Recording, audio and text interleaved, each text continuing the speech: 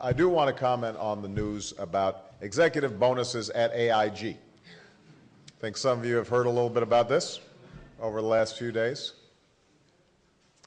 This is a corporation that finds itself in financial distress due to recklessness and greed.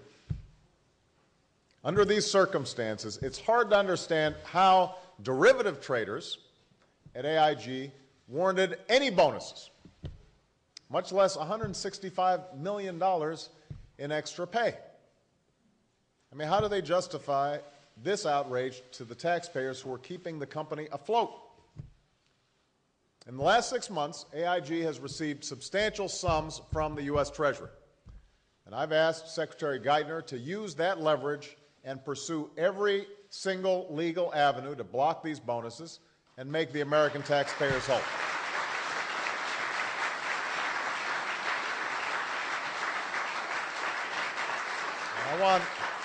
I want everybody to be clear that Secretary Geithner has been on the case. He's working to resolve this matter with the new CEO, Edward Liddy, who, by the way, everybody needs to understand, came on board after the contracts that led to these bonuses were agreed to last year.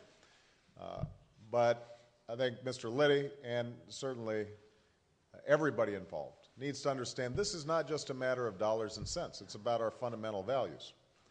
All across the country, there are people who are working hard and meeting their responsibilities every single day without the benefit of government bailouts or multi-million-dollar bonuses. You've got a bunch of small business people here who are struggling just to keep their credit line open.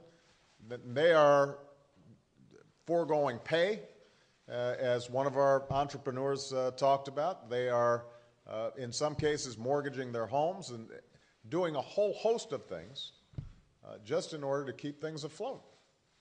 All they ask is that everyone, from Main Street to Wall Street to Washington, play by the same rules. That is an ethic that we have to demand.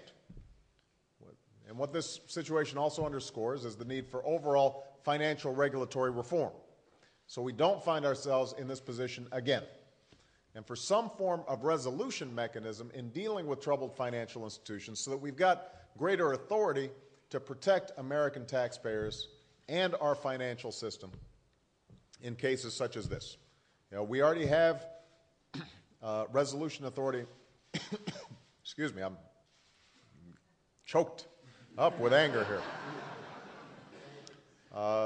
We already have some of that resolution authority when it comes to a traditional bank.